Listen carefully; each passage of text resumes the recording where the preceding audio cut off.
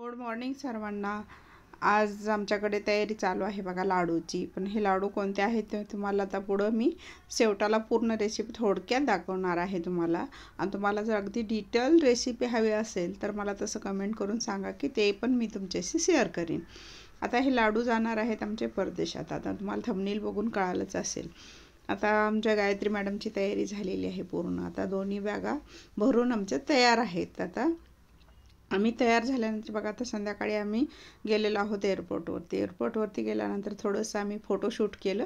तिची प्राजक्ता मैत्रीण आमच्या अगोदरच जस्ट पोहोचलेली होती तिथं. आणि तिची मम्मी आणि काकू तिच्याबरोबर होती. आता फोटोमध्ये तिचे पप्पा होते, ते फोटोमध्ये आलेले नाही. त्या साईडला गायत्रीच्या पप्पाबरोबर ते बोलत होते. तोपर्यंत आम्ही फोटो काढले. आता तोपर्यंत ह्यांचं ट्रॉली घेऊन ह्या बोर्डिंग पासला लागल्या पण होत्या. आता आज जाण्याची एंट्री झाली ह्यांची. आणि आम्ही सकाळी अगोदर काय तयारी केली बघा जाण्या अगोदर. आता हे जाण्या अगोदरची तयारी, आता तिला धने पावडर द्यायची होती, जिरे पावडर द्यायची होती. आता ही धने पावडर वगैरे आता मी अशी भाजून तयार करून देत आहे तिला.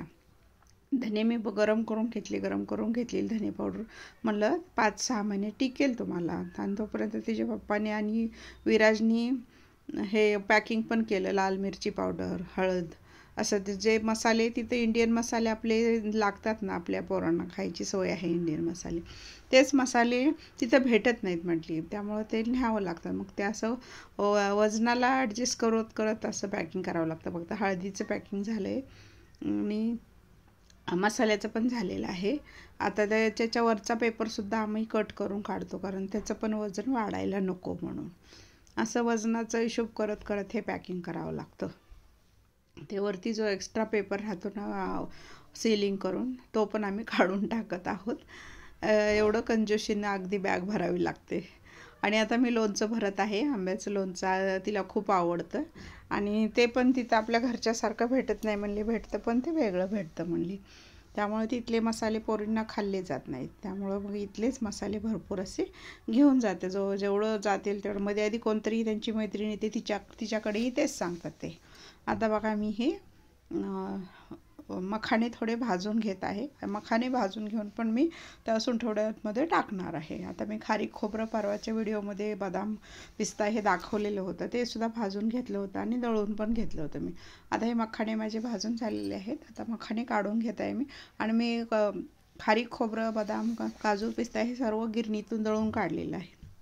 आता मी तूप टाकून घेणार आणि ह्या तूप गरम झालं की गरम तुपामध्येच लगे मी गूळ टाकून घेणार आहे. आता या कढईमध्ये बसेल असं मी साहित्य घेतलेलं आहे. कढई मोठीच घ्या शक्यतो, म्हणजे लवकर गरम होतं आणि लवकर थंड व्हायलाही मदत होते आपल्याला. आता मी ह्या तुपामध्ये काय करणार आहे, गूळ नंतर टाकणार आहे. आणि आता पहिलं मी डिंक तळून घेते. मी डिंकाचा तळून घ्यायचा. तुमच्या किती प्रमाणाला किती वापरणार हे सर्व असं तुमच्यावर अवलंबून असतं. तो पण खाण्यासाठी योग्य असा मी 1 किलोला जवळजवळ मी 150 ते 200 ग्राम डिंक घालते. म्हणजे कुणाला आवडतं कुणाला आवडत नाही. कोणी 100 ग्राम घातला तरी चालेल. पण माझ्या प्रमाणानुसार तर अगदी छान लागतात. तर थोडासा मध्ये क्रंची असा डिंक लागला ना, खूप असे सुंठवड्याचे लाडू छान लागतात खायला. अगदी डिलिव्हरीच्या पेशंटलासुद्धा चांगले लागतात ते. मग आता हे पोरींना म्हणलं तुम्हाला कमीत कमी महिनाभर तर हे टिकतील. 1-1.5 महिना टिकू शकतात हे लाडू. मग आता हे या पद्धतीने मी त्यांना बनवून देत आहे. आता मी बघा ते पहिले मखाण्याची पावडर टाकली, नंतर थोडा डिंक पण असा क्रश करून टाकत आहे त्याच्यामध्येच.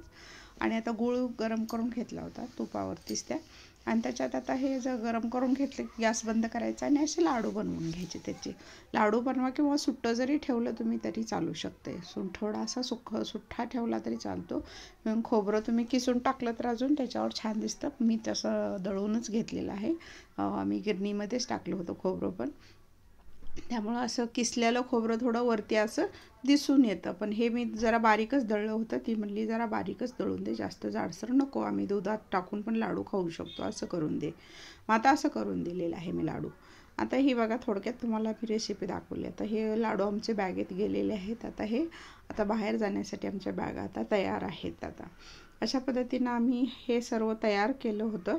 आणि गायत्रीची जायचे अगदी जायच्या दिवसापर्यंत आपली तयारी पूर्ण होत नसते ना, असं वाटतं हे घेऊन जा ते घेऊन जा. पण अगदी वजनाचं लिमिट असल्यामुळे एका बॅगेत 30 किलो आणि एका बॅगेत 8 किलो आणि हँडबॅगेत इतर सर्व, त्यामुळे असं मिळून हे 40 किलो जेवढं बसेल त्या प्रमाणात सर्व बसवावं लागलं आम्हाला.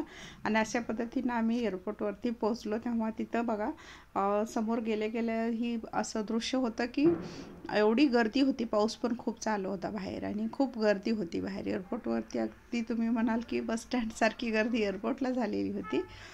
रात्रीचे ही 3 वाजताचं दृश्य आहे. हे 3 वाजताचं दृश्य आहे बघा रात्रीच्या. हे 3 वाजतासुद्धा एवढी रहदारी आणि गर्दी, म्हणजे अगदी मुंबई झोपत नाही म्हणतात ना, ते खरंच आहे. हे मुंबई इंटरनॅशनल एअरपोर्टवरचं हे दृश्य आहे. मग तोपर्यंत यांचं ते बोर्डिंग पास घेण्यासाठी बघा ते आत जाण्याची लाईन लागली. यांची वेळ झाली फ्लाईटची. आणि मग आता हे पासपोर्ट वगैरे दाखवून हे आत जाऊन एकदा वजन चेक करत असतात तिथं हे लोक. बघा आता हिचं झालेलं आहे. तर गायत्री आतमध्ये चाललेली आहे. हिच्या मागं हिची दुसरी मैत्रीण पूर्ती पण आहे. असा हा छोटासा ब्लॉग तुम्हाला कसा वाटला नक्की सांगा.